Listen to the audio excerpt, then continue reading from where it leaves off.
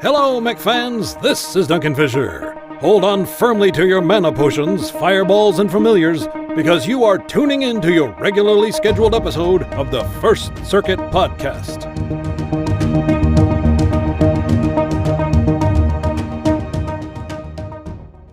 This is old Bob for episode 136 of the First Circuit Podcast. Go ahead, Ian. Hey, Old Bob is unable to do the intro, so I'm gonna take over for him. My name is Ian. I'm a host of the First Circuit Podcast for episode 136. Also, your hosts today are Old Bob, Myself. Spider, Beep boop. and we have a special guest today, Tuck from BattleBound. Say hi, Tuck. Hi, everybody. So, Tuck, in a few sentences, can you give us a quick rundown of what BattleBound is and, I guess, who you are first? Sure. BattleBound is a traveling wargaming show where we take the Battletech tabletop experience and we travel around the country and we meet the Battletech players, because it's my opinion that it's the Battletech players that really make Battletech great. And we get to know them, we get to tell their stories, and then we get to have a game with them, and we kind of present a little battle report there toward the end.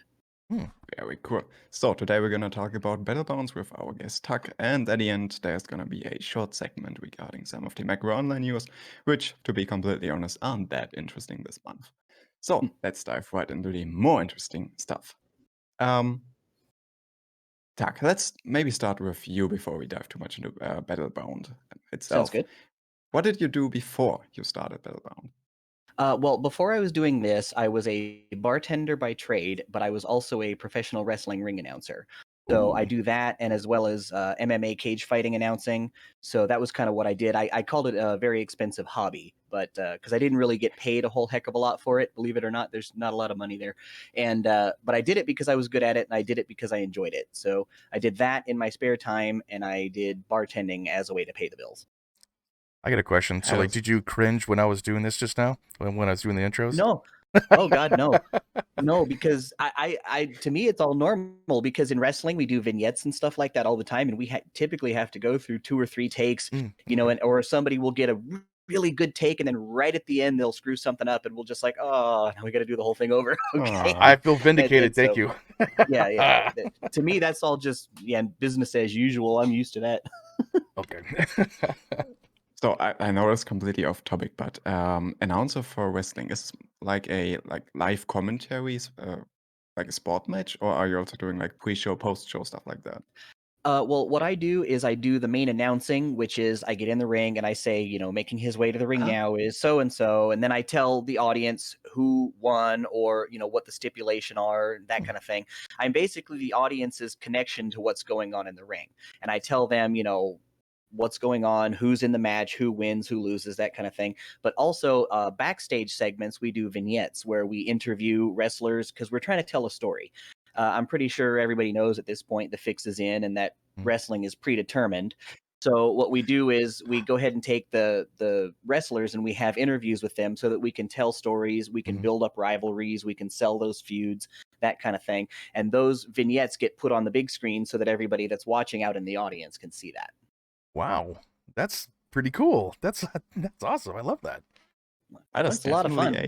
It's certainly a unique hobby, or I guess second job, whatever you want to call it. I started out wrestling before that, and I've done way more just doing announcing than I ever would have wrestling. So I'm actually pretty grateful that I ended up breaking my arm, which is how I got into announcing. So because wrestling is fake, and yeah, that's how I got into doing it, and I'm grateful for that because I've done a lot more there than I ever would have just thrown my body around a ring. Okay, so how does one go from wrestling to a Battletech fan? Oh, I've been a Battletech fan before, I was a wrestling fan, really. I mean, I watched all that stuff as I was a kid, but at the same time, my buddy got me into Battletech in the mid-90s, and I first heard of it from the Mechwarrior 2 computer game, and I was heavily into that. And when I met somebody in junior high, he was like, hey, I play this tabletop game. And I asked him, is it anything like this?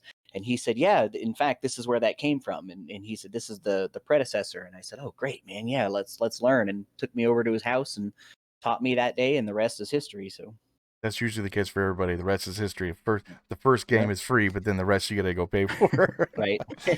Exactly. Yeah. Exactly. Yeah, but I was hooked since, day one. There was no really like, oh, maybe I got to do 2 or 3 games to get like, no, I was just feet first, all in, all the way, and never looked back. That's cool. I Yep, think yep. that's the same with a lot of BattleTech fans too. Yeah. Cool. Yeah, the world does have that kind of allure to it. Mm-hmm. True. Very much true. So you started with the Mechwarrior 2, then the Battletech tabletop games. Did you also dive into the novels and source books and backstory immediately or Oh, after, or how did it well, go? that took a while. Once I realized that there was a broader, expanded universe that there was to delve into. But once I figured that out, my buddy handed me Falcon Guard, which was the first Mm. book. Which, funny enough, it's the 3rd book in that series. That was the first BattleTech book that I ever read, and then when I realized, oh wait, there's more to it, I went back and got the other 2, and so I read the Jade Phoenix trilogy, and from there it was just like, oh, I want to absorb everything that I possibly can. So I've had all kinds of source books and all that kind of stuff, and typically I buy them almost as soon as they come out if it's relevant to me. So that's where I go with that. I have a whole shelf back here full of that stuff. Mhm. Yeah, same here. Some of So it I did had since I was a kid. Yep, same here too. Yeah. yeah, Yeah. same time. So did you identify as a clan at the beginning? Um, I didn't know that was the gimmick at the beginning. I just thought, oh, these are 2 factions that you're playing as in the video game. And when I was a kid, I'm trying to think about how to explain this. There's a big time allure of having all those super powerful, like ultra broken weapons and stuff like that. Mm-hmm. But I think it was maybe toward the end of my teenage years, I really started to realize, no, the clans really aren't for me. I like them now just fine, but I was an Inner Sphere guy at that point, and my buddy had created this Mechwarrior character for me in the 2nd edition pen and paper game. Okay. And I don't know why he did, but he did it. He decided to name the character Tuckdavian, and I mean, to this day I don't know why, but for whatever reason, it sounded super cool. Like Tuckdavian sounded like a really cool cat, but like me as a person that I was at that time, I just didn't feel like I was very cool. So I immediately started telling everybody like a dumb, 15-year-old, hey, everybody call me this name. And so that's kind of where that's came from. So Oh. here I am at 38, still using it. Yeah, the role playing game's pretty cool. It has some broken features, but it's a really nice game to go play though. Like as far as 2nd edition, then 3rd edition is a little bit more complicated, but it's fun though. Yeah, the 2nd edition was easy for me to understand, Yeah. but I never got into any of the other ones until they put out Destiny. And so when they Yeah. got Destiny, I said, "Oh, the story-based game. Like that's what I love. I love the stories." Mhm. And so I got that, and I've been slowly just making my way through it. I have to go ahead and do that. I have to read it myself. I have it as a PDF from a long when they gave it out for free. But I think it got changed though, for what I understand.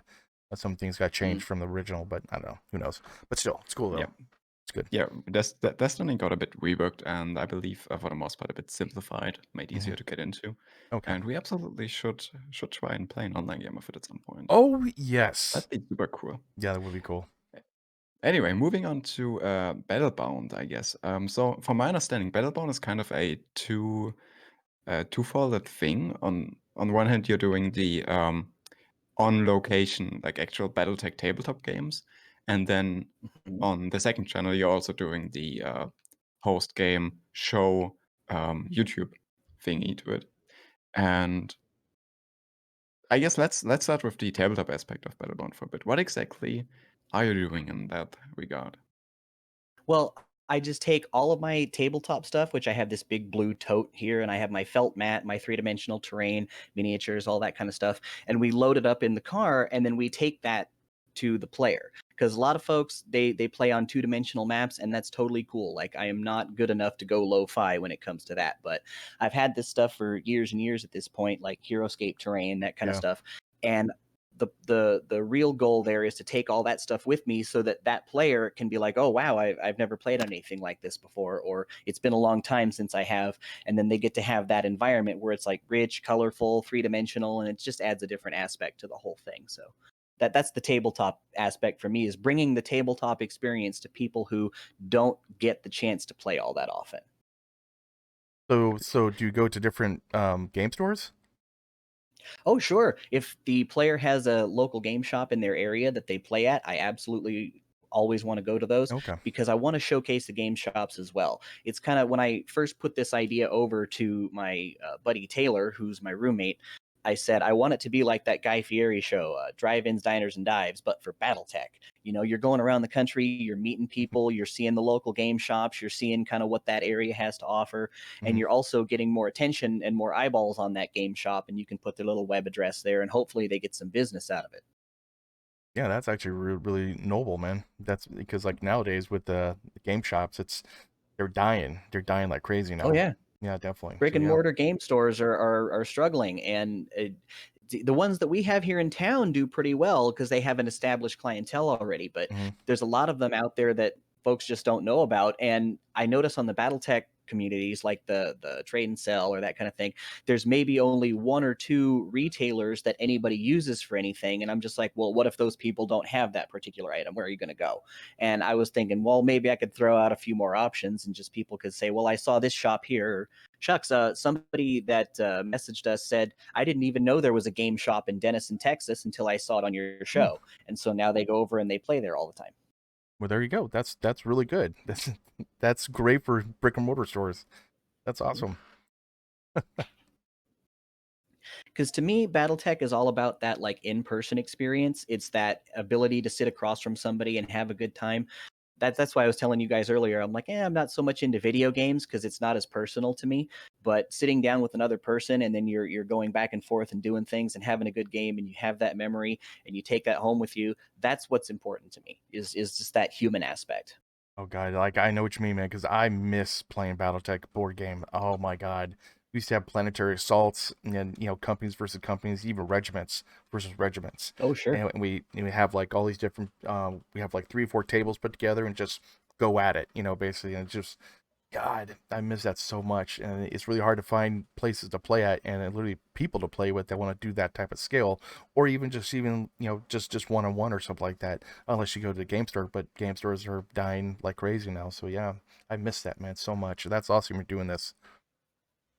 Well, thank you. That's another reason why I did the series that I did on how to grow the hobby in your area. Because I Hmm. know there's a lot of people that either live somewhere where they don't have any players, or they've moved somewhere Yeah. where there's no players, and now they've got all this stuff, a lifetime's worth of stuff, but they don't have any outlet for it. They don't have anywhere to use it. And so I was like, well, okay, this is what I did in my area, and this is how it worked for me. So I thought that I would take and make a series of videos and say, if you guys repeat this stuff elsewhere, maybe it might work the same for you, and you can build yourself even a small community of maybe 5 to 6 people. You never know. That's all it takes, man. That's how you make friends, Mhm. Yeah. Yep. Cool. And on the flip side of growing your community, how much of your stuff was broken by players so far? How much of my stuff was what? Broke. Broken. Broken. Oh, broken. Um, by people on the show, or just people that I play with in general? In general. Oh, in general, I've had it happen less than, one hand times. So it's Okay. it's I could count the experiences on one hand. I had a lot of And every terrain that was time it broken. happens, it's never been bad. I've always been able to fix it. So Yeah. Yeah, that's one of my subconscious fears. Like I'm so paranoid about people touching my BattleTech stuff, even though it's so rare that something happens. But yeah. there So are some instances where I won't let people use certain miniatures because, in my opinion, they don't know how to handle them. Like, Hmm. I'm the only person who gets to use my old Locust, because if that god dang Yeah. gun barrel comes back Yeah. to me bent one more time, I'm gonna throw a clot. Oh So god, yeah. I'm like, I'm the only one who's allowed to use this. If you want a Locust, here, you can have the plastic one. True. Yeah. In my head, I'm just picturing the one of the original Marauder plastic from Valpatha, Mhm. the one that's really difficult to really put together with glue and stuff, and that thing is breaking apart so bad on my collection. Yeah. Yeah, the metal ones that I have, they don't really have that much of an issue. The plastic ones, I will literally throw it across the table to somebody and go, "That's about as careful as you have to be with that." Yeah. Well, that's what the plastic Okay. ones are for. So yeah, they're cheap. All right. So in Battlebound, who's involved besides you? So it's me and my roommate Taylor. And Taylor is the camera side. He also provides like information on, well, how should we do this segment or where do you think we should go? But the big thing that he does is he also plots like the travel itinerary. And I say, okay, well, we're going to go here. What do you want to do here? And then he says, okay, leave it to me. And he'll put together the hotel reservations because he used to be in hotels. And he'll figure out, okay, here's all the spots that's really cool about that place. So we'll go visit those and get some quick video footage. And yeah, we've had some pretty cool adventures just because he's sussed out details about the area that I normally wouldn't have thought to look into. And like we went to a cave in what was it, Harrison, Arkansas. They had these caves you could go to. So we got up real early that day and we went and did the caves. And he'll suss out like the local history of the place and stuff like that. So not only does he do the camera work and things like that, but yeah, he's my assistant because I'm just like, I don't want to think about all that. I just want to go play Battletech. Okay. And then I guess your position is planning the actual tabletop games and writing the background story. Right. And I do all the editing, I do all the sound work. Like basically when it comes to sitting down in front of the computer, I do all of that. And when it comes to what's going to happen in the game, I let the players take that. I just say, okay, well, what do you want to use? And they'll tell me, and I say, okay, let me look at the battle value and I'll just go over it. And then we'll come up with a 4-on-4. And I don't usually think of the reason why until I'm sitting down to like write the story back when I'm back at home. And then I'm like, okay, well, what would be a cool story for that? And there used to be this magazine called Battletechnology. Yeah. And it was in the early 80s, late 80s. And they always told the stories like it was real. And that's what I wanted to do. I wanted to like keep the kayfabe there and just tell it like it was a real thing and not like this thing that you're removed from. So when your players come up to you and say, this model looks cool, I kind of want to use this one, how do you go about figuring out like loadouts and lens compositions battle value wise? Do you have any tools, any recommendations, any tips for other people doing this? Oh, sure. Let's say you want to pick out a Marauder, for example, but you're not sure what the configurations are. We use an app on our phones called Mechwarrior, and I don't know if you guys have heard of that, but that's one of those things I tell everybody, download that now. That's amazing. Yeah, it's pretty cool. We also use a record sheet program called Flex Sheets, and you can get that on your phone or your tablet, and it's free. And I prefer physical record sheets myself, but at the same time, let's say you go somewhere and like, oops, I forgot, or there's just not enough time to go to a copy shop and print them. You can use it on your phone, and you can have, I think, up to like a company or something like that on there. So, and it's just like you tap and touch, and that's how you do your armor and your criticals and all that stuff. So those are the two biggies that I always tell folks: get Flex Sheets and get Mechwarrior.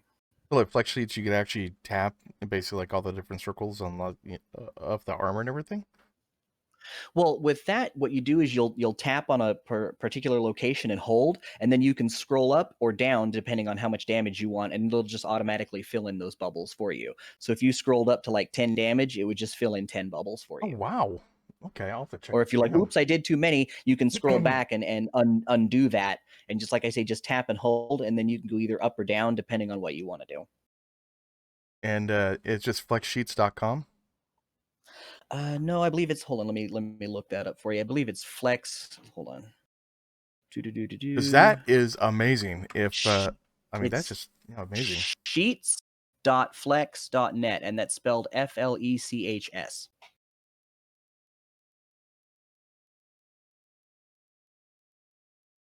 I'll leave a link But down you can below. also download the app for free on the App Store.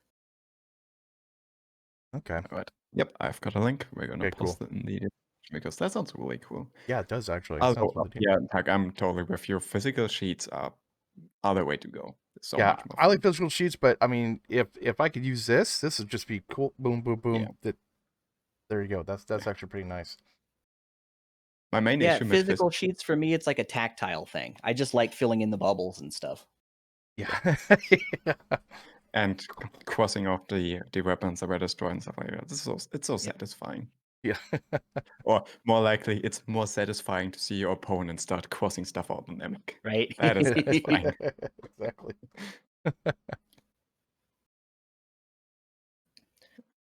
Okay. So, how did you get started with BattleBound? And maybe more importantly, why? I mean, you've talked about your motivation, but what exactly went on in your head when you started BattleBound?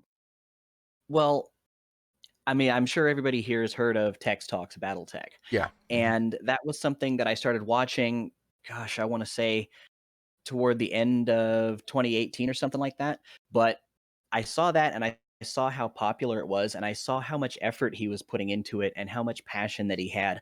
And I was just like, oh man, yeah. I always tell folks passion is something you can't buy in a classroom, or I mean, buy in a store or teach in a classroom. So this guy had it and it was bleeding over into his work. And that's why it was so popular. And I was like, man, Battletech is having this big renaissance right now. Like the Kickstarter's taken off, all these different things are happening. We're getting all this new blood into the game. Mhm. And this has been such an important part of my life for so long. I always tell folks, for some folks, this is a hobby and that's cool. But for me, this is a passion. This is something that I do every week, often multiple times a week.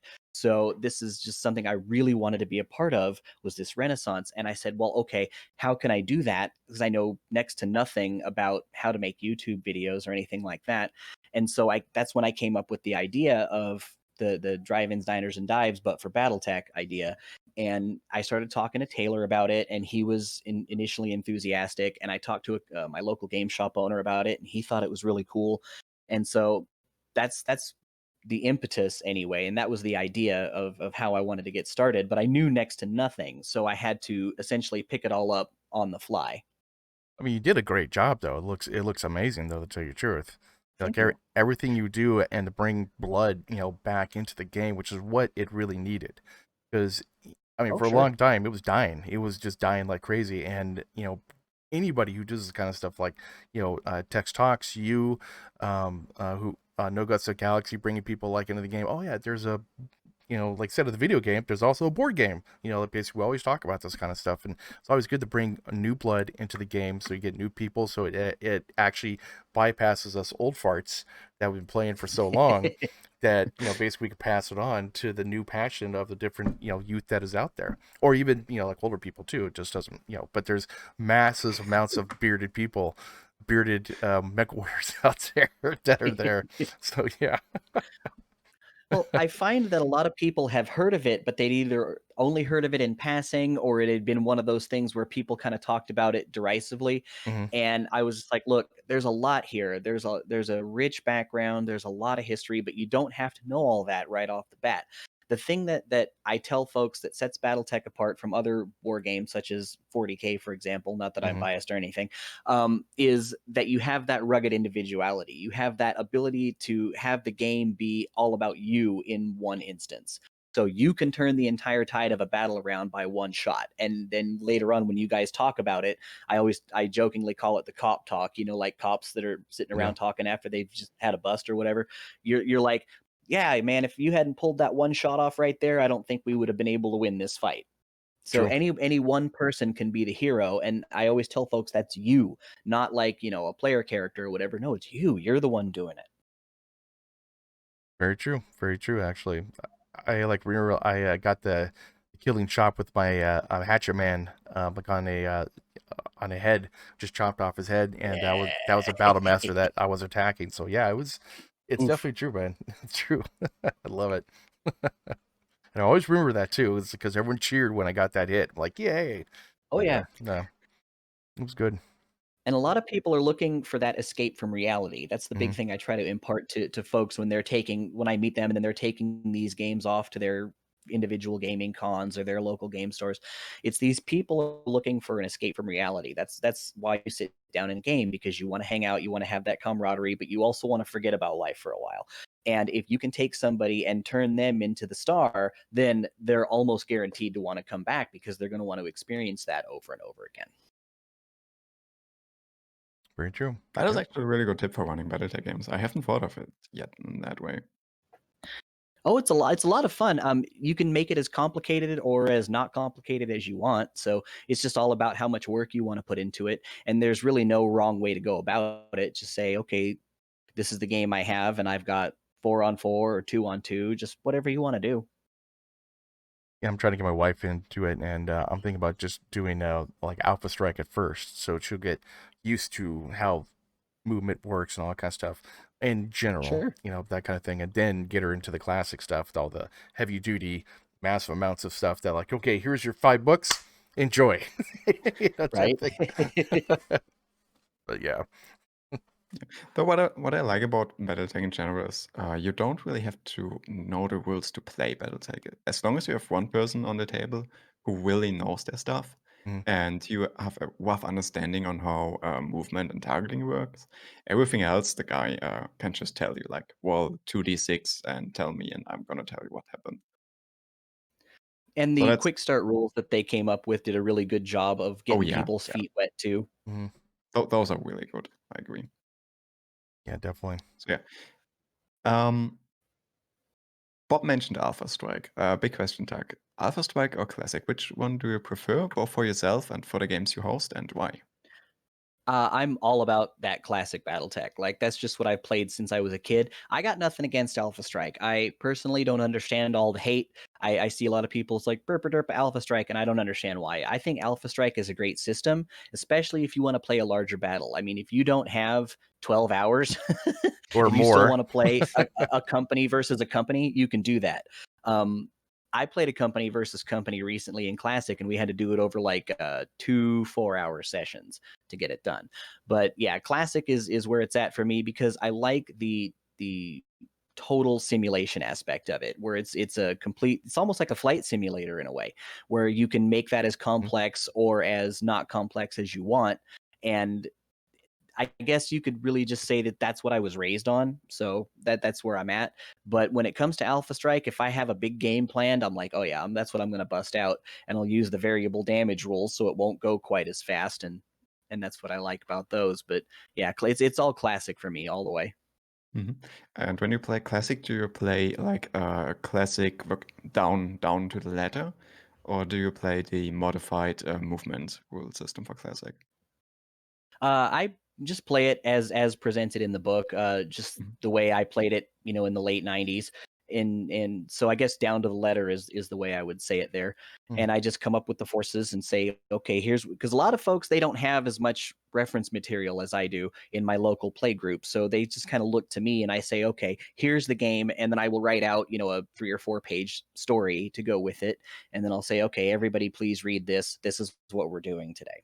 Okay. Cool. So you've already mentioned some of your motivations. Are there any more motivations that you would like to mention? Well, and I know this is kind of sounds silly, but when I first had this idea, I was like, oh man, there used to be this, and I think there still is this show that works for Magic the Gathering called Walking the Plains. And what they did was they just started going out to these local Pro Tour events that were in their area or somewhat within driving distance, and they would cover them, even though nobody was asking them to or nobody was paying them to do it. They would just show up and do it because they loved it so much, and they would add their own little personality to it, their own little flavor. And eventually, the mothership Wizards of the Coast took notice of these guys and said, "Hey, why don't you just keep doing what you're doing, except you'll be doing it for us now. You'll be kind of like an official promotional arm, and we won't change your format or we won't dither with that at all. We'll just send you on out and do your thing." And I thought, oh man, yeah, imagine being like the Stan Lee of Battletech, where you're just like the promotional guy at that point. Hey, everybody, check this out, bringing it to whoever wants to do it. And I was like, yeah, man, that'd be cool to do this long enough that the folks at Catalyst were like, hey, we like what you're doing, keep doing it, but this time you'll be endorsed. All you gotta do is contact them, and worst they'll say is no. Oh, well, I know a couple of the guys. What was it? His name is Ray Arastia. He's one of Yeah, our okay, yeah. Patreons. Mhm. He's the line developer, so he knows about the show and he supports the show. And to me, that's perfect. That's great. Like if they know about it and they don't have a problem with it, okay, cool. and if the other stuff is meant to be, then that's what'll happen. And I'm not too worried about it. I'm just focused on having fun at the moment. But yeah. Having fun's what you gotta do, man. Any type of hobby. Any Oh, type sure. of hobby. So, yeah, cool. Quick offshoot on inspiration, I guess. Have you watched the show Death from Above from Hyper RPG? Are you talking about Death from Above Wargaming? No, Death from Above was a, I guess, Twitch Battletech game session hosted by Mitch Gittleman and some of the people involved in the Battletech video game. Oh, no, I haven't seen that. That's something interesting I'd like to look up and watch. Okay. I do heavily recommend. They have had a pretty complex story going over 2 seasons, and the first one was a bit awkward because they were all new to being on camera, but the second was really good. I still gotta Oh, watch right it. on. Still gotta watch it too. Like I watch a couple episodes, but you still gotta do that though. It's one of those shows where you just can see people grow as actors and grow as Battletech player, and it's really enjoyable to follow along. Okay, yeah, but sorry, off topic. I just like to advertise that show. It's so good. All right. One more question. I mean, I'm always looking for tips and tricks. So, what tools do you use to play Battletech? I've seen in your videos you use custom dice roller. Can you tell us a bit more about those and what other tools you might have in your belt? Oh, sure. I have what I call Gator cards sitting in my bag, and if you've ever gone through the Battle Mech manual, that was a thing they put forward in that particular supplement, which, in my opinion, is one of the best things they ever did. And it's the mnemonic device for learning basically how movement, and shooting and all of that stuff goes. And I went and photocopied it and cut a bunch of them out and laminated them. So if I'm trying to teach somebody, I'll just reach in and say, "Here, take this. This doesn't make any sense right now, but trust me, at one point it will." And I'll take that. And I have a what do you call it? A target laser. They make them an army painter, and it just puts like a laser line down on the table. I call it the argument solver, because back in the day we just used to use a piece of paper, and I'm like, Yeah. but you can't argue with a laser, So I got that, and I've been using the movement dice since before that was an official rule. Somebody turned me on to that when I was a teenager, and I thought, oh man, yeah, because great for keeping track of what you're doing. Mm-hmm. So I use those. I don't. You guys are familiar with the movement dice, yeah? Yeah. Well, yeah. Yeah. Okay, Yeah. sweet, yeah. And so I bought a bunch of dice for that, but oh, and I also have the this is kind of hard to explain over text, or not text, voice, but I have this dice tower, and it was made by a buddy of mine, and he laser cut it and printed out on it, and it has all of the hit location tables for every single side on there. So you don't need the rule book anymore. You can just turn the dice tower around for front, left side, right side, and you can see, each location has the number that you'd have to roll to hit it. So you just check what you roll and check it against the thing, and you're good. It has the cluster hit location table, facing after a fall, kick Okay. location, punch location, infantry, 2 hit numbers. There's so much information on this dice tower, and it's small, it's compact, but it's like one of the best tools that anybody's ever given me, because I'm just like, wow, I almost don't need the rule book anymore. I just hand the person the dice tower and say, okay, here's literally all the relevant information for whatever it is that you're trying to do in any given random game of Battletech. Yeah, actually, we got that on the video right now, and that is freaking cool. I love that idea. Now, like, did you guys Yeah, develop this or and what? say that again. Yeah, like, did you guys develop that or what? He did, Okay. and it was crazy. His name is Igor, and he's just the coolest guy. He showed up to our game one day at Dice Addiction, and like I say in that video series I made, just because he happened to hear our names around, because we'd been doing it, and he'd never played a physical game of Battletech in his life, but the dude knew all the rules just like backwards and forwards, because he'd played Mega Mech for 12 years. So Okay. he shows up and just knows everything right off the bat, and I was like, what? Okay, wow, yeah, sure, join in. And he has this laser cutter and this like printer doodad at home. I don't know exactly how to describe it, but he showed up one day with this dice tower, and I was like, what the heck is this thing? And when he realized that I liked it so much, he gave me one as a birthday present. That's cool. It's a good idea. Yeah, dice tower are really cool. Takes the uncertainty of dice rolls out of your hands. Do you know whether he published the dimensions and print files and stuff like that so people can copy it? I don't know that he's put any of that stuff out for public consumption. Mm-hmm. He's a real cool guy, but he's also very private.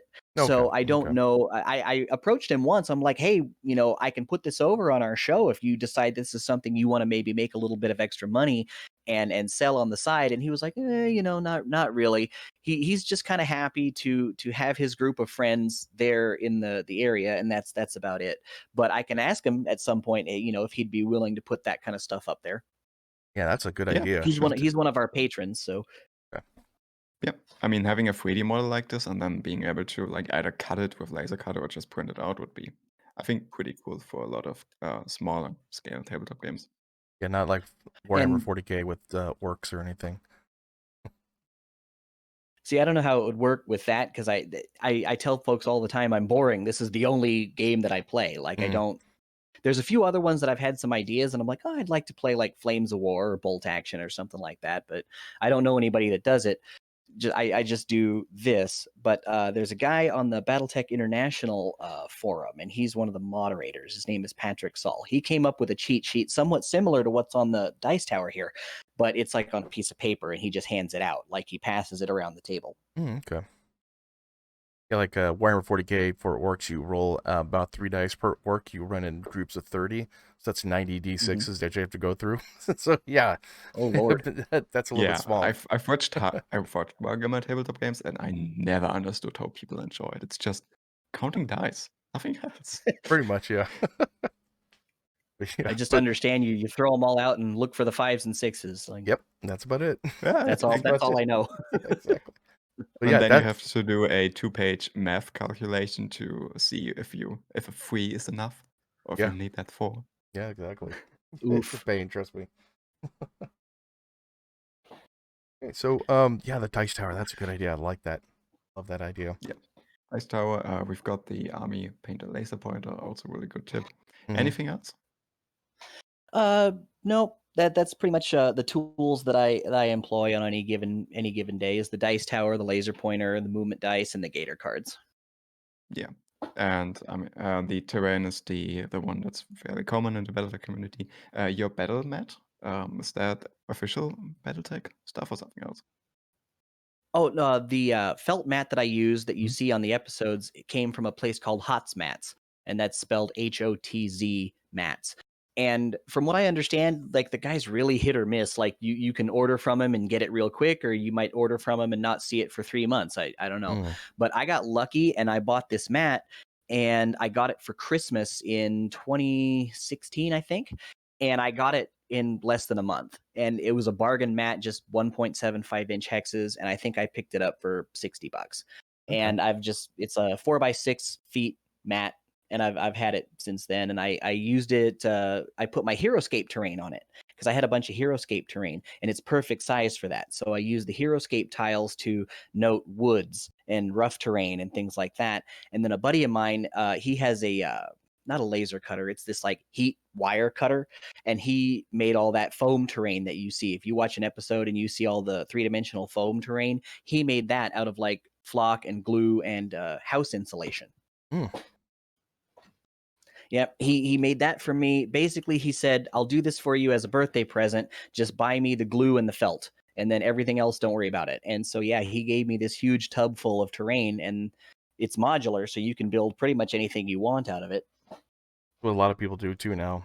They also do the 3D prints for buildings or like stuff like that. But back in the day, we used to actually do styrofoam, cut it with a heat wire, and kind of build your own different things for like houses and big mech factories and stuff like that, and then paint it up and everything a long time ago. But now it's just 3D printed, or Well, kind of. some of the buildings that I have is I downloaded them from Sarna, and I just went to FedEx Kinko's and printed them off on cardstock and then cut them out and folded them. So they're like papercraft buildings. I also have some buildings from a guy named Ali. He lives in Turkey, I want to say. And just for super bargain price, like I think it was like $30 shipping included, he sent me all these like buildings and radio towers and trees and things. And so I've had those since I want to say 2018. From Turkey? $30 shipping from Turkey. Yeah, wow. Yeah, it I'm was amazed. $30 total. Like I got all that stuff and the shipping was just included, and I was blown away. I was like, this almost sounds too good to be true, but it's only a $30 risk, so I'll gamble. And nope, he came through, and I got it the day after Christmas that year. Hell, it cost me $30 to go send a little tiny book to Canada. So it's like, Right? damn. Jesus. That's cool though. That's really good that people actually do that. like and the risk, man, that's a big risk to go ahead and go up to Turkey and say, hey, I'm gonna go ahead and give you $30 and send me all this stuff, and thank God you got that. That's Right. cool. That's good. At the same time, I was like, if I lose $30, it's $30. Like, it'll suck, but it's not the worst thing in the world, True. And I got a guy that I think he lives in Russia. He made this book for me, and it's this big wooden book, and you flip the cover over, and on the inside it has battle foam, basically, like printed out on hexes and stuff, so you can stick your miniatures in it, and then you just close it. And he had the words Tulsa Battletech League engraved on the front, so that was pretty cool too. So it's a book you open up and it has buildings or something? Yeah, it's like no, it's like it looks like a book, and then you open up the lid, and on the inside there's foam, so you can put your miniatures in there. Oh, okay, yeah. Okay. It's like, have you seen battle foam? Yeah, I have actually. Yeah. It's like that, except it's not the same material. But yeah, it's like that. It's like you open it up, and it's like a miniature version of battle foam where you can stick I think it's like up to a company of miniatures you can get in there. I mean, generally for Battletech, you don't actually use a lot of you don't need the 40K style big boxes or big cases to hold all your stuff. So with Battletech, you just hold have one little tiny thing for it. Yep. I typically try not to go over 8, because when I play at a game store, I've only got so many hours to get it done. Mhm. So I try not to go more than Lance versus Lance. But here at the house, we can do whatever. But yeah, true. that thing was kind of cool because we were doing this tournament setting, and it was like I say, the Tulsa Battletech League, and we had prizes and all that stuff. So I was like, oh, this is kind of cool. It makes it a little bit more official, official feeling. Very cool. How much time does it take to set up a game in a bookstore, like between you arriving and the player starting to play? Oh, the setup really only takes me about 25 minutes tops. I like to get, if the game is going to start at 6, I like to get there at about 5:30, and then I know I've got 25 minutes or so to set the game up, and 5 minutes to go grab a drink and pass out cards and get ready. And because I have everything in this tote, I will usually enlist the help of somebody who is there early, and I'll tell them there's no rhyme or reason to this. Just build whatever you want. It doesn't matter, because we're going to have a game, and the terrain isn't really that, how it's set up isn't that big of a deal. And so they'll help me. But if I had to do it myself, yeah, I'd say about 25 minutes tops. That's cool. So Yeah, it's a pretty easy setup. I think we have our next part. I don't know if that's right. Are you done with all the questions, Ian? We have I'm going to ask you some questions about your favorite part of lore. What's your favorite part of lore? Yeah. Well, I would like to keep talking about BattleBound. Well, like, I didn't know you actually went through the questions or I'm not. down to talk about whatever you guys want. Yeah, go right ahead, man. It's cool. Sorry. Yeah, it's such an interesting project. I do want to know a lot more. So, do you have any connections and I guess cross involvement, cross assistance with other organizations who do similar stuff? Well, we've done a few collaborations. Let's see. One of the first collaborations we did was with a channel called Death from Above Wargaming, and one of their guys lives out in Springfield, and so we drove out there and we did the game at this little comic book shop called Nameless City Comics and Board Games. And that was and they had this little thing called Battlytics, which is pretty neat. So I got to make something for that. And that was our first collaboration. We've collaborated with Battletech International on Facebook. When the Tukiyid episode, we went out to California for that, and one of the big time moderators for that group lived out there, so he was present for that game. We've worked with a place called Plastic Crate Gaming. We've done a little hobby hangout session with them. That was kind of cool. And we've got some other stuff in the pipeline. I don't want to say too much and jinx it, but yeah, we've got some other stuff that folks have contacted us about and said, hey, we'd like to work with you on some Tukiyid stuff. And I'm like, oh yeah, man, that's great. I can do that, all day. And I don't want to sound like I'm a name dropper or nothing, because I'm always like, being in wrestling, I'm super paranoid about that.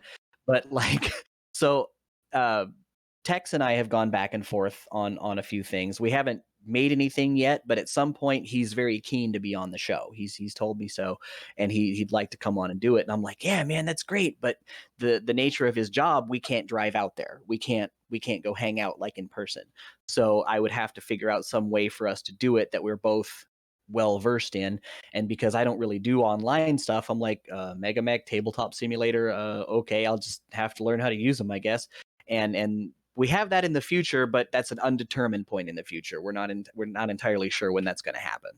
That's cool. Yeah, actually, Tex, I love his voice. Actually, really good voice for that. He used to be a professional lecturer, actually. Really? Oh wow. So as he told me, yeah, that's like something he did, for a living at one point. So he's very good at speaking. Just besides, and that's his real voice. Like if you called him up on the phone, that's exactly how he would sound. That's not a gimmick. That's cool. Right. So for me, I have one final question before we could move on to the YouTube part of BattleBound. How do people sign up for the tabletop or otherwise get involved in the show? We have an email address. It's wearebattlebound@gmail.com. And if you want to be on the show, you'll just go ahead and email us and say, this is where I'm from, and I have a game store, I don't, and I'd like to be on the show. And then we'll just basically have to check our finances and see whether or not we're able to do that. One of the things I tell folks a lot is I made this show for the first 7 episodes entirely on my savings. Like the whole thing with the lockdown happened back in March here in Tulsa, and I was laid off. And I said, well, I have the savings, and I've always griped about not having the time to make this show. So I'm not even going to look into doing anything else right now. I'm just going to kind of go all in on this. And that worked for a while, but what I tell folks now is we have a Patreon, which is patreon.com/battlebound. And that is one of the things that's going to help us make episodes in the future, is whether or not we have the money to go out and do it. Because each episode will take about 250 to 300 USD to make on average, and that's somewhere close. Like if we had to travel out, for example, to like Florida or something like that, it would probably double it. So, because we have hotel, gas, food, all that kind of stuff. So if somebody emailed us, I would have to look at where they are, and I would have to see where our finances were at the time. And also right now, we can't really travel because there's new lockdowns that's going on. And so we're trying to be as safe and conscientious as we possibly can. So when that stuff gets a little bit more relaxed and it's more safe for us to do that again, then we'll go out and we'll start doing that. So if somebody wanted to be on the show, they'd email us, and hopefully they'd be down to support the Patreon, and that's how we would get somebody on the show. But you don't have to be a patron to be on the show. Okay.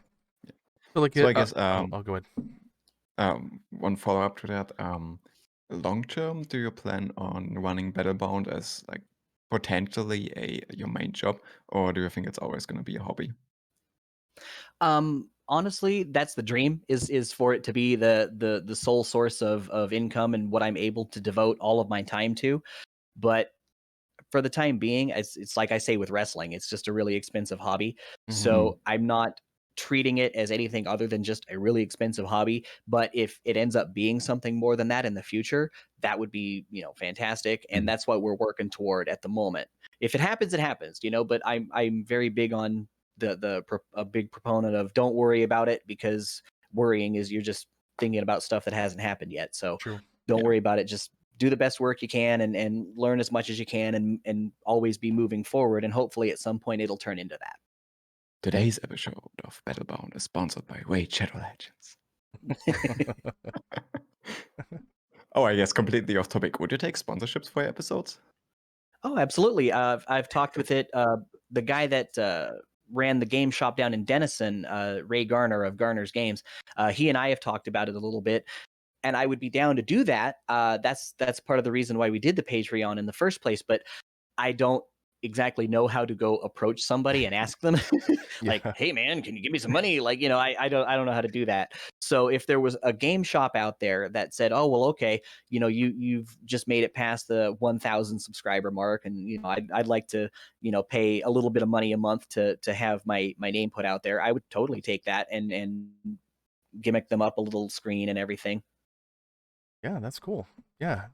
You do like something like say like if you've got a Ford car, say, hey Ford, we're gonna be traveling, so we'll do a montage of us using a Ford car going cross country to do gaming. Oh, sure, please. or something. What I told somebody else a while back is I was at least at the outset anyway, I was really leery about asking the Battletech community for money. I didn't want to do that. I didn't want to monetize my videos or anything like that, because I know that feel, especially in wrestling. You'll get people who are just like, yeah, brother, I could do this show and all I need is, $15,000 and I could do da-da-da-da-da. And I hear that kind of stuff all the time. And so I didn't want the Battletech community at large to think that I was just a huckster who was trying to, get money out of them or something like that. So I was real leery about it at first. But toward the end, I was just like, yeah, if I don't do this, we're not going to be able to keep making the show. So it's kind of one or the other here. Well, yeah, you basically produce something, and and then hopefully people do like it. So then you go from there, and that's how it works. That's the hope. Yeah, that's the hope. So yeah, that's cool. I like that. Okay, so I've on the camera side of this podcast, I've already had the YouTube channel BattleBound open the whole time. Can you give us a quick rundown of what goes into making one of your BattleBound episodes, and what kind of segments you have, and what your workflow is creating one of those? Well, each episode will take me roughly 40 to 50 hours on average to edit and compress and just get everything the way I want it. Taylor and I always go through and we sit down on the couch and watch the episode before we put it out, and that way, if I need to fix anything, I can go back in and I can fix that. With the planning side of it, Taylor will usually take about a week or so to call up the local game shop in the area, or do the hotel reservations, do some research about the area, see if there's anything cool there for us to go and do. And when we get there, I basically have a format for the show, which is, welcome, hello, this is where we are. And then I'll show some cool stuff, and then we'll go to the featured player and we'll talk with them I try to go 8 to 10 minutes, but sometimes they're just too good and they run past that because it's painful to cut anything out and I don't want to.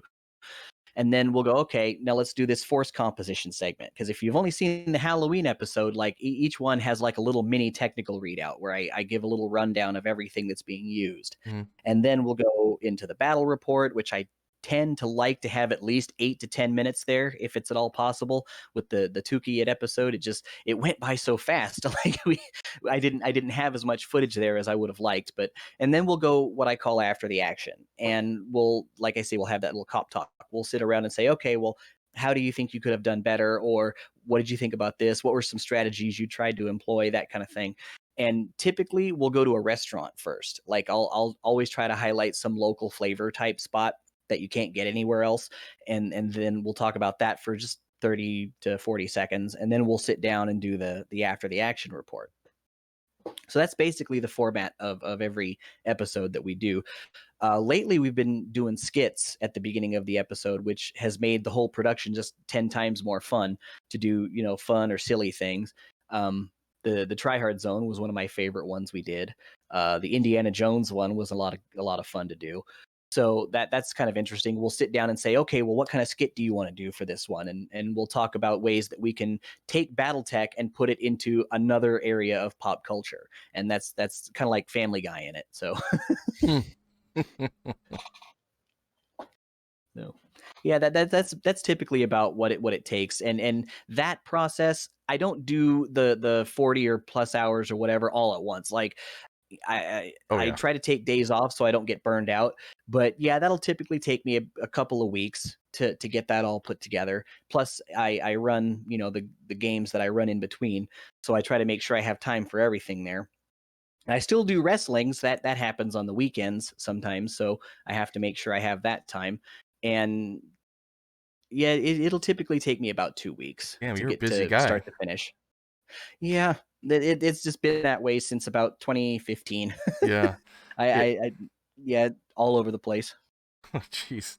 Yeah, editing and uploading and doing all the different stuff that you do. It takes a long time if you really want to go do it right. And you did a good job on those, and I did like it. I like your skits, and I like your format of how you do things. And I watched I didn't watch the Halloween one. I watched a couple other ones, and you put some commercials in them too, didn't you?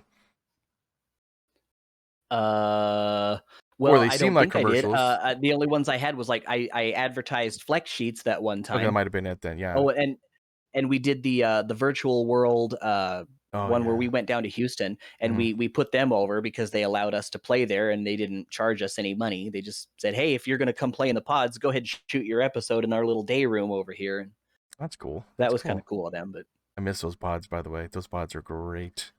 Oh, oh man. yeah, they're fantastic. Yeah. Oh, man. I remember One going, like, day I'm gonna experience them in person. one day. Well, they have them in somewhere, Illinois or something like that. I think the pod Yeah, still, plus you yeah. That go, used to be where they yeah, it used to be in Chicago, yeah, but I know Chicago. they have them in Houston now, and there's another one. I want to say Minnesota off the top of my head, but without looking it up, I can't remember. But the They're original also ones, oh, sorry, go ahead. they're also traveling to a couple of conventions. Yeah. So if you're living in the US, you can probably via their website find out where you can play in them. It's just a bummer if you live not in the US. Well, yeah. If But you're wanting to see where those guys are at, it's the Mechcore website. Mechwarrior, You yeah. can look that up on. Yeah, I remember actually, but you have to go to one that actually is a bar as well. It had a bar, and then the back portion of it was you go in the pods. You spend 10 minutes in orientation, 10 minutes playing, and then 10 minutes coming out of like, or I guess like after battle report. You get a sheet and all that kind of stuff, but it has a bar in it, and it was just so amazing. You could just sit down with your other friends and just go drink and go have a grand time. And this is Walnut Creek a long time ago. And I used to be there every Saturday, Sunday, man. Every single Saturday and Sunday, play that. That was a lot of fun. We did a small documentary on them, actually. What was it? I want to say October. Mm-hmm. No, August. August is what it was. Yeah, August, we did a small documentary on Virtual World as it was, and then where some of these pods are now, which is Battlefield Houston. So that trip Okay. was kind of like a twofer. So if you go back, yeah, we have that small, it's maybe 30 minutes or so documentary. I'll have to go and remind you to put the link down below, by the way, too. Sure. Bob is taking notes. In the meantime, regarding the YouTube portion of BattleBounds, when you started BattleBounds, did you immediately have the intention to do YouTube, or was that somewhat of an afterthought? No, that was the intention right off the bat, was to do a YouTube show. And I thought that because of the success of Tex, when you go watch his videos, you can see these videos have 100,000+ views, And I thought, oh man, if you can get somebody to sit down for an hour and watch this, then a show that's maybe 30 minutes or so should be a pretty easy sell. And so I wanted to do YouTube essentially right off the bat. I wanted to have it be a threefold thing at first. I just realized later on that I didn't have enough time for it. I wanted to do a podcast where we just talked about stuff, kind of like this. And I wanted to do a painting show called Painter's Pit, which I just uploaded one, which is pretty cool for me. And then I wanted to do the traveling show, which was what I would call the main show. But the main show ended up taking all of my time. So I didn't have enough time to do any of the other stuff and not also get burned out. So yeah, YouTube was the first thing I wanted to do. Right. And then to produce YouTube shows, what are what's the editing software you use? Do you have any music or effect libraries that you can recommend to people? Well, I use Wondershare Filmora, and when I went into this, I knew nothing about editing videos. Like the most I ever did was trim videos on my phone. So I just went on YouTube and started looking up what's a good free editing software, and Filmora was one of the more recommended ones, and so I got it. But then I bought the full version. I think it was like $60, and I paid for a lifetime membership or something like that. But now I have access to all that, and they have on their website, if you're a member, they have a bunch of free effects libraries that you can go and look at. So a lot of the effects and stuff, like scene transitions or elements that I put on screen, things like that, text, whatnot, it's all in there. And you can just download them for free. They have, a few premium library choices that you'd have to pay for, but the vast majority of it is free. The other guy that I want to put over, name is Kevin McLeod, and he runs a site called Incompetech, and he's got all kinds of royalty-free music on there. And if you want to download it, you can either pay for a license, which helps support him. I think it's 20 euros is what he charges. Or if you download it for free and you don't choose to pay, he's like, that's fine, but you have to put a link in your video somewhere that says this is where you got it. So you have, a couple of options there. And he's great. I've gotten a lot of different stuff from that website, so I love him. But other than that, like effects and things like that, I just look up on YouTube and I'm like, what are some royalty-free sound effects for what I'm doing? Like I'll just type it in and then I go download it. Yeah, it's usually what I do too. But songs and that kind of stuff is just really hard to get. But like, what's it called again? Like Infotech, you said? Incompetech. Incompetech. Incompetech. Yeah. There are some pretty And good tracks in that collection. yeah, he's got all kinds of stuff. I mean, just hundreds and hundreds of tracks on there in all kinds of different genres too. So you can look up anything you need and find something that'll work for you. Yeah, true. But that's about it. Like if I need something at the time, I'll just look it up for like sound effects and things like that. I work on a shoestring budget. So some other stuff I've gotten from what was it? There's a website. Let me pull it up here where you get free stock videos. Pexels, that's what it's called. Oh, Hexels. Pexels. Pexels. And what type of stock And- can you find there?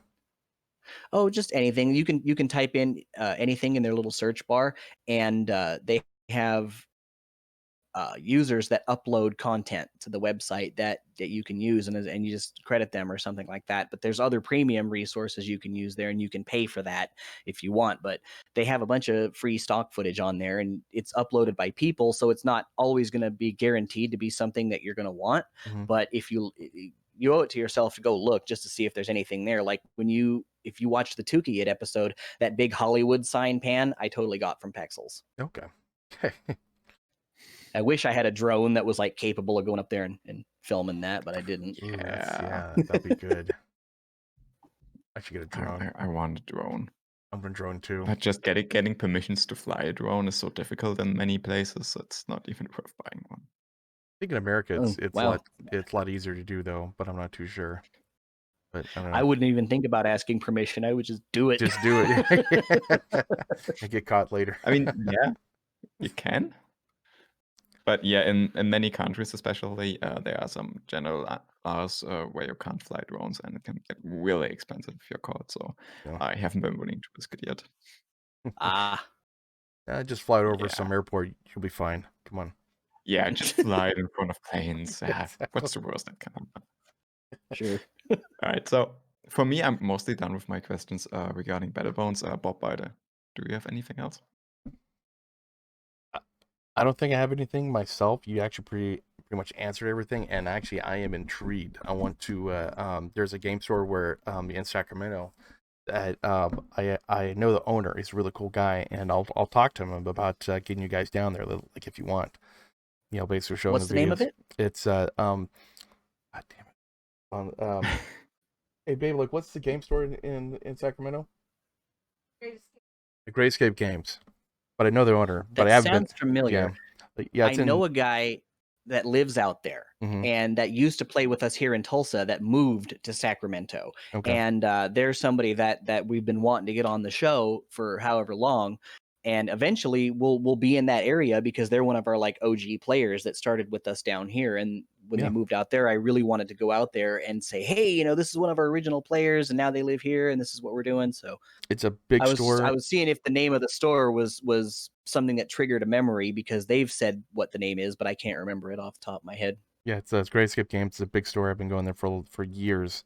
I haven't gone there for a while because obviously at COVID and plus also I live like 2 hours away. But it's a great store, good people, and they have a small Battletech group there as well too to go ahead and start up and kind of have some fun with, and it'd be great to have an episode there too. Oh heck yeah! I'd love to go back to California for literally any reason. Yeah, that's the only question I had basically as far as like when I want to talk about Biter.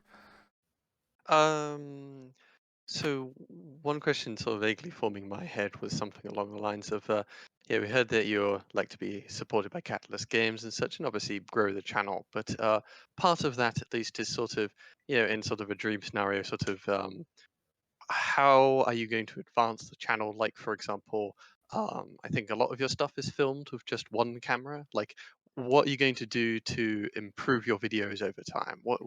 How are you going to work on the channel? Well, the Patreon is part of that. We actually have 2 cameras. We have an overhead bird's eye view style camera so that we can get all that action without having to think about it. And then I have a handy cam, which is just a fancy way of saying my phone. And I use my phone to film all the up close shots. But one of the big things that we wanted for Patreon was not just to go out and do more episodes, but it was be able to upgrade the equipment, like get better mics, get better camera equipment, that kind of thing. We actually just had somebody, believe it or not, he's a $1 patron. It's totally cool. He sent us this like $200 lighting set. I swear, when I set it up, I feel like I'm like got a mini movie set going. They're huge, these LED lights. And in the meantime, while I wait on that stuff, because I think right now we're about $100 or so a month. So it's going to take like a couple of months of saving to be able to make a big purchase. But in the meantime, we do these live streams where I used to do it on Twitch, but I did it last week on YouTube. And oh my gosh, it was so much better than Twitch. Like I had so much more engagement and so many more viewers. So we're going to keep doing these live games where I get pretty tipsy and then just start talking about whatever. And we're blowing stuff up, and we'll take basically any excuse. It's like 3-on-3 or 4-way, whatever. And I think next week we're doing Wednesday night Irby fights. So that's going to be ridiculous and fun. They're all going to have like, wrestler names, because I thought that's a fun thing I want to do. You like Ruth Bader Erbsberg and Macho Man Randy Savage themed, that kind of thing. And it'll be a big city fight with nothing but urban mechs. And eventually we have some other guys that live really close that we can do without having to save up a lot of money. A buddy of mine lives out in Kansas that used to play here with us, so we can go see him. Another buddy of mine I know lives out in, I want to say, Midwest City or so, which is maybe 2 hours from where I'm at. So that's like a day trip for us. We can just go out there, do it, and come back and do it all in the same day. So we've got episodes planned that we don't necessarily have to wait a long time to save up for. So with the Patreon, we're taking that money and investing it back into the show and buying better equipment and things like that. All right. Yeah. That's the main question I sort of had on my mind. Okay. Right. So I guess as a very final segment, then quick fire questions, Tuck. Answer All right. in As fast as I can. I wanted to say one word, but answer in one sentence or less. Favorite part of the Battletech lore? Favorite part of Battletech lore? Gonna go ahead and go with the Jade Phoenix trilogy. Favorite timeline within the Battletech lore? That would be Clan Invasion timeline. What's your least favorite timeline? Dark Age. Yes. Favorite character out of the Battletech lore? Oh gosh. Oh, Joanna for sure. I love Joanna. Oh, okay. Choice. Least Okay, yeah. favorite character. Least favorite character, Katrina Steiner. Yep. Favorite mech? Oh, favorite mech? That's tough. Across the board, gotta say Thunderbolt. Okay. Least favorite mech? Least favorite mech, Grand Titan. And favorite vehicle? Favorite what? Vehicle. I guess let's take one vehicle. SRM carrier. Oh, and least favorite? SRM carry. Least favorite. That's what I was expecting. Yeah. Least favorite SRM carrier. Yeah. to face, to go up against. True. Right. Very cool. So, Tuck, do we have any last words? Anything you want to add onto the show? Just if you check out our Patreon, we do multiple different kind of reward tiers. It's all $25 or less, so we're not trying to gouge you.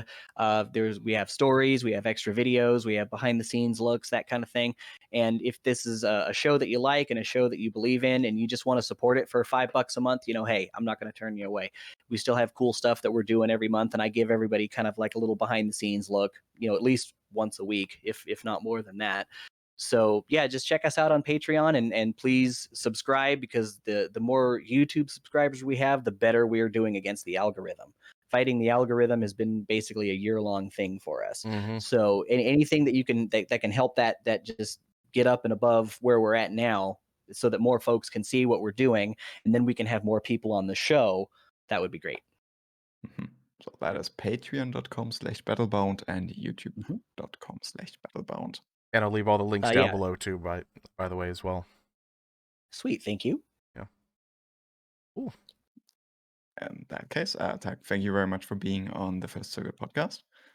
And thank you all so much for having me. I greatly appreciate the opportunity to come talk about what we do. Now, Tuck, it was a pleasure actually. Thank you for being on. It was great insight, and I love what you're doing. This is amazing. This is like positive stuff in the Battletech universe, and that's awesome. I love that. Thank you. It's good stuff. All right. So to wrap up with episode 136, we have a little bit extra to talk about the Mechwarrior Online news. And so to This be is very the brief, beta segment. I guess so. But yeah, we after a little bit while of silence, we finally got a January update where they've been letting us know quite a few things. But basically, what February update is coming, that will be coming with quite a few changes we've sort of been hearing that have been in the works. So trying to remember all the bits and pieces now. But player reconnect time from 2 to 4 minutes, reduce unit recruitment costs rather than they might totally remove it, but they were saying reduce a bit. Bolt-ons will stay on the mechs, though if you're worried about performance, don't worry, all the collision checks are still happening. So we need to try and abuse that some way. That'll be fun. Yeah. They're going to remove changing time of day from the majority of maps that have time of day things in it.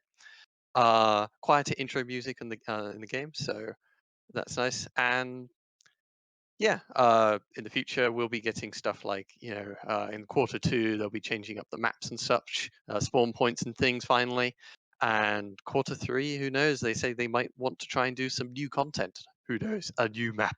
Oh, stay map. tuned. Right, and I guess one of the big takeaways for you guys listening, they want feedback on which variants you would like to see added to the game based on already existing chassis. Mm-hmm. Yeah. Yeah, just a quick question to throw to everyone else. What variants are you guys interested in, or what do you I want have to no suggest? idea. I thought about it earlier this morning, and Yeah. the one I'm interested in are in the game. Yeah. I Because think these have to be already existing mech, yeah. so to speak. You can't ask for Grand a Titan or complete something. new. Yeah. Yeah, Well, yeah. it has to be a different locust, a different spider, any mech that's already got a base model in the game. I think they already got a lot of the variants already there, but they might actually get the variants that aren't as popular per se. Like I know that they have a locust, like 1 or 2 locusts that are low variants and no one uses, but I guess you could put them in there or something. There's like 1 or 2 that they don't have. So in MWO, obviously the big changes is usually just hard points rather than the stock loadouts. Because in Battletech, big change is just sort of taking off an SRM and then putting on a little bit more armor, and it's like, oh, it's a new variant. Yeah, it's a really tricky question because I think the game is really well saturated already with so many mechs and options. In some ways, a simple answer is, hey, there's only so many mask mechs in the game. It's easy to add a mask mech on ECM mech, and that will just get people excited and be somewhat worth your time. Like you could do something like add a new commando variant, but I'm not sure many people will really be interested. The commando's already sort of been done to death. Some mechs do sort of only have a few variants, and some particularly old mechs are kind of limited in the hardpoint choices, but you just don't see them around anymore. Like Spider, Jenna, these old mechs with very limited hardpoints and variety in the hardpoints, and they could do with a new variant to spice things up. That would be interesting. But Yeah, is so it really worth it with these old mechs that nobody even really plays much? yeah, I guess one of the main points for me would be like variant-wise. So many mechs feel so very similar already. More variants would just make even less different chassis ultimately. So I guess if anything, I would like to see, as you said, like ECM variants and mask variants for mechs that don't have them, and maybe some of the wacky pirate builds that are out there. The Recce pirate builds, like which ones? Yes, I don't know if they are official designs, but Okay. like just stupid stuff you've encountered in the war, as long as they're official stuff like here's a spider with only rockets, but a crap ton of rockets. something like that might be interesting. But Yeah, beyond that, true.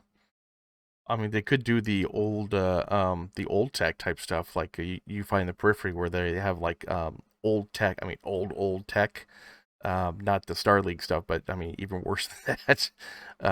Just like you said, they got a bunch of rockets or like AC guns or something like that, for like less armor. I mean, it has We're to be just within the talking. bounds of games that already exist. Yeah. So no new tech. In that case, I guess maybe some of the really old mechs introduce variants that come stock with new tech Okay. to make them more new player friendly, so they don't have to really fiddle around with the build. Star But League mechs, basically. ultimately, Mechwarrior does come down to hard points, as Yeah. Bala said. So It does.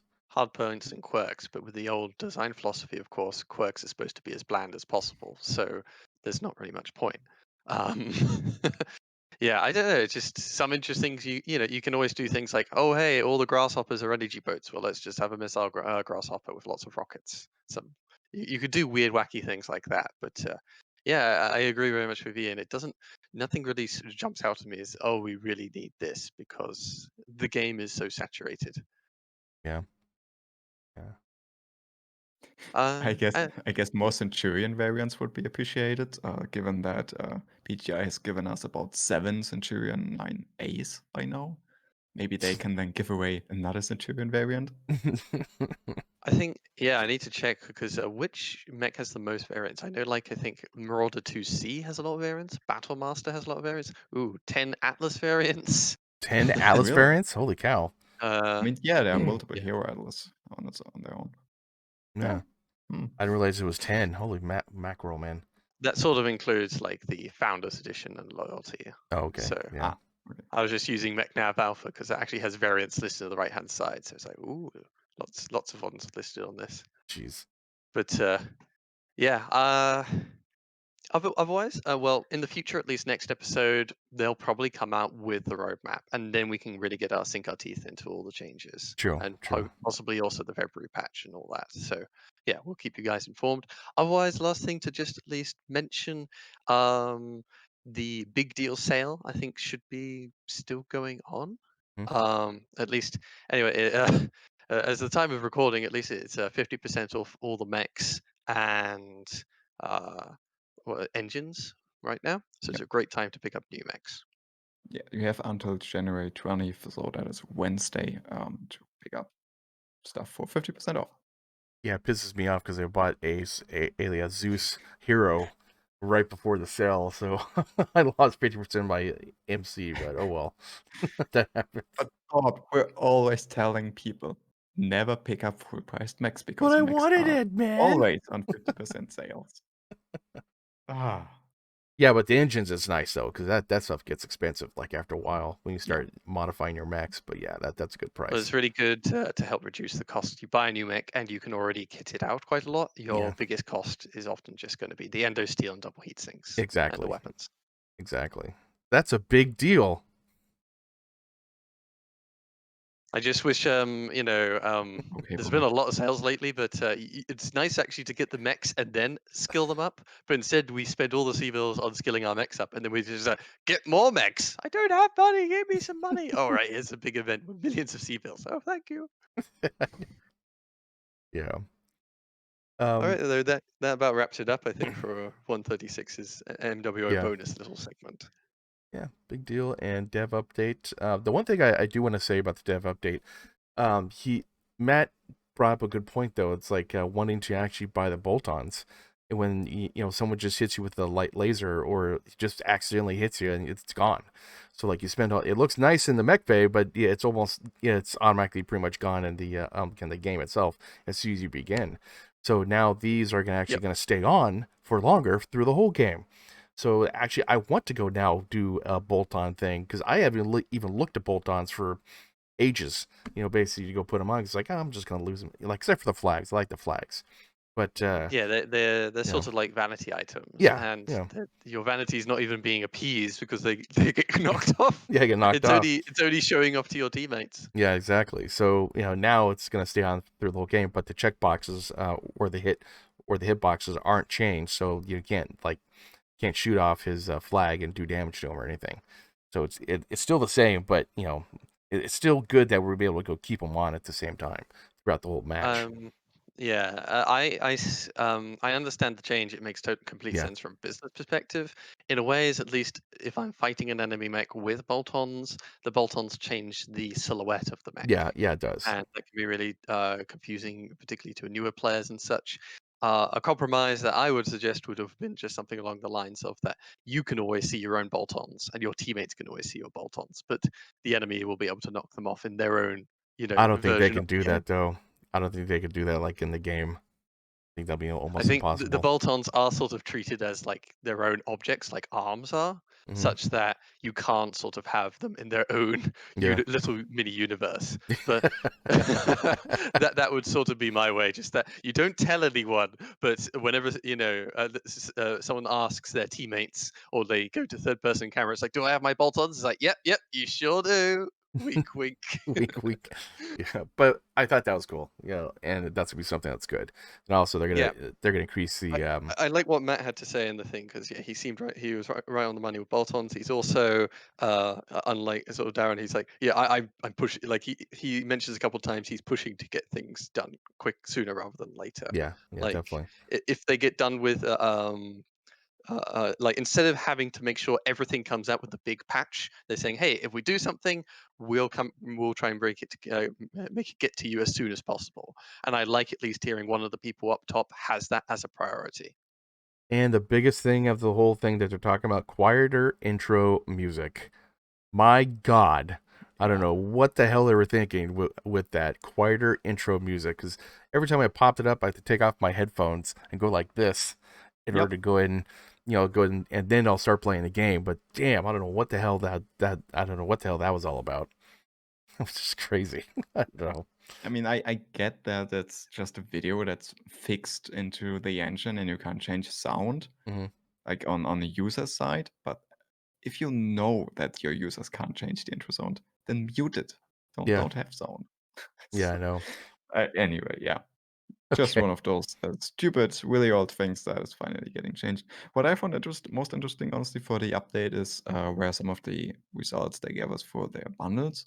Um, Hmm. like we didn't get numbers, but from what Matt and Darren talked about, their holiday bundle sold fairly well. With the biggest one being the Baker's Dozen 13 Mac base. So it's cool for me to know that those bundles have been worthwhile for PTI, Mhm. which makes it likely that we're going to get more and similar sales in the future, I which hope I'm looking so. forward to. Yeah. Yeah, the Mech Bay Oh, one was we said was it looks cheap and it really helps just if that's your only purchase, it's a really nice purchase to do. yeah. Definitely. Yeah. I mean, it's not like I need anything from Mechwarrior Online, but it's always good to see that. It's I've been good for the playing new with some players. newer players and whatnot, and at least one of them, just started picking up the game. It's like he was thinking of picking up a couple of the Mech Bay bundles because he's like, you know what, I think this is like a $20 game or something, and I'll put down $12 or something like that now, and Mm, that will allow me to play the game for ages and buy all the mechs I yeah. want. I might actually just do another account, do a beginner account or something like that, and play tier 5 to tier 1 or something like that, and just pick up one of the bundles. Maybe, I don't know. I'm thinking about it. No. Yeah, that would be good. You should do that after they institute the cadet changes. They're Yeah, yeah, planning true. to Yeah. increase cadet bonuses, make it more interesting than just C bills. And with the C bills slowly ramping off, it doesn't even feel so good. And so they're talking about like cockpit items, some colors, maybe a mech or something. Who knows what in the end they'll figure out? But the idea is that mechs are a little new players are a little. Shortchanged by the time they finish the cadet bonus, particularly with things like skill tree. That sucks a lot of C builds away from new players. I see it all the time. I still think you should reduce the C build cost because that is a huge issue for a lot of players to keep buying new mechs and playing the game. Is that they're losing all their C builds to skilling up the mechs. True. True. God. And then for the final minutes of the dev vlog, I'll be honest, I haven't watched the end of it. More devlogs bi-weekly. I assume they mean the video vlogs by them. Yeah, vlogs Mhm. bi-weekly at least. Yes. and then they will be opening up the wiki. Are they? Yeah. Are they Are- talking about the I think official their wiki? own official wiki. Yeah, I think they're opening it up. There's a whole bunch of things sort of at the end, but those are the ones that most pique my interest. That people will be actually able to go in and argue about the mechanics in the wiki. Exactly. I just hope they update the wiki though, to tell you the truth, because if I know the one they've been having is just not updated with different things, what they do and it like anything. So I just hope they keep It's it up really to date. good with what it has, but Yeah. it's very limited with It's what very it has. limited. I just update it every patch of what they change, like in it though. Okay, is that all, or do we have anything else? I mean, I could get into the details. Like they talked about the whole changing time of day thing. That yeah, the game files have stuff like that say the start time, end time, and how quickly time changes throughout the day. Yeah. And obviously, like particularly noticeable on things sort of like River City, that it would only take a few minutes for the sun to move quite a distance. You'd start in the morning and you end at nighttime or something like that. Anyway, with the complaints about performance issues and all that, they're going to set it to a fixed time of day. And so what they've done is gone through all the maps, checked which ones they think have changing time of day, and then fixed their times of days to what they think sort of makes the most amount of sense. So, they said like Forest Colony will be at 10 a.m., so a fairly overcast sun. Frozen City 2 p.m., so same kind of deal there. River City 10 a.m., Viridian Bog 1 p.m., Polar Highlands 8 a.m., so early-ish in the morning, and Crimson Strait, they picked a very particular time. The Goldilocks zone, so to speak, was 6:45. 6:45 p.m. This is when it's just about starting to become nighttime and all the lights are turning on, but there's still like a sort of a sweet sunset in the distance that isn't blinding or anything like that, and it's not full-on nighttime. I would mind if they actually kind of did like Frozen City 2 p.m. and then also 2 a.m. or something like that. Kind of like night and day, like if they're gonna do those kind of things. So you fight in either night and day like environments, and it's all random though. Basically like. So there was it's kind of funny. Do you remember times like if you dropped in Viridian Bog and it was nighttime and Yeah. you couldn't see a damn Couldn't thing? see a damn thing, I know. I just in some ways you will not have that anymore, but it was kind of quaint having Yeah. it once in a blue moon. Oh yeah, And yeah. in this way, it'll make the matches more consistent on that map, and I will be more happy clicking it. But it's also like, oh, I do miss sometimes just randomly at the nighttime. I think it'd be kind Yeah, of cool Frozen though. City nighttime and daytime both kind of look the same, honestly. Yeah. Well, To Viridian me. Bog, basically raining and nighttime was the worst to go through. Yeah. Yeah. So yeah, as I said earlier, at least they have got the majority of maps, and in a way, I think the changing time thing is a bit of a gimmick. It does feel a little cartoony, at least particularly in River City and others. It's just sort of they have a fancy toolbox, which is like, oh look, we got changing time of day. The players must see the whole day unfold before them in the 5-minute match, which was always a little silly. Yeah. It did feel kind of interesting, like you start in the morning, and whilst by the end, all of you are really beaten up and it's nighttime. But yeah, it was very cartoony. Mhm. There is one map, of course. It's my favorite map. Can you guys guess which one it is? That it's a hot map. Oh I would god. always pull for Terra it. Therma. No, not terra Caustic. firma. Caustic. Caustic, Uh, okay. This is why I'm saying they have the majority of time of day maps, but not all of them. Caustic, if you remember, at least if when you drop on it, there will be different lighting environments, and this is because that also has a day-night cycle. Mm. The big difference with Caustic is, of course, day and night. It's just the way the map sort of looks. Day and night are kind of hard to tell, and day and night takes a very long time to like. It actually has a more reasonable progression between day and night. Like it will actually take half an hour or so for the sun to go all the way across, which is beyond the scope of a normal game. Just technically speaking, if you're trying to reduce performance, you should sort of look at Caustic. But I really like the fact that Caustic will be the only map that still changes technically, slightly, subtly in the background, and it will have random changes of times of day. It's like it'll just give you another reason to gloat about Caustic Valley being the best map. Or they just forgot to mention it. What they did was they jumped into testing grounds, And I think that was their way of figuring out which ones actually have changing time of day. And because Caustic is so subtle with its changing time of day, it went totally past them. So I'm happy. The only thing I want to see is Right. if they actually made it for the testing grounds, if we could change the time of day, because like like sometimes I want to get some thumbnails at certain times of day with the sunset or actually like a nighttime stuff like that. I wish they would put that in. That'd be kind of nice, but I don't think they'll work I on swear, that. like what private lobbies? Doesn't private lobby Well, have private lobby, but a- I got to get another yeah. person to come in and go do private lobby, and that's Yeah. almost impossible sometimes. With I had that issue as well. At least testing grounds, getting screenshots on Caustic Valley. Sometimes I would like go, have some food and come back, and obviously the time of day would change, and my screenshot wasn't quite the same. Yeah, true. Anyway, they still have the system in place, and maybe we'll see something of the system in the future. Like maybe the voting screen might have a time vote in the far future. But yeah. I guess my takeaway for now is I will never be able to fight in Polar Highlands because I am not getting up for 8 a.m. I'm asleep at 8. You can't get me in at 8 a.m. I think it'd be like always, we're sort of forced to play I was Polar just sitting there. What Highlands is he talking about? whenever we're whenever the learn boats click it, but everyone's going to be extra groggy when they're forced to play Polar Highlands. No. Bob, it's a joke on the I get it. fixed time. I get it. I Okay. get it. I Okay. get it. Okay. All right, then I guess with that, let's before we dive too much more into madness, let's end episode 136 of the First Circuit podcast.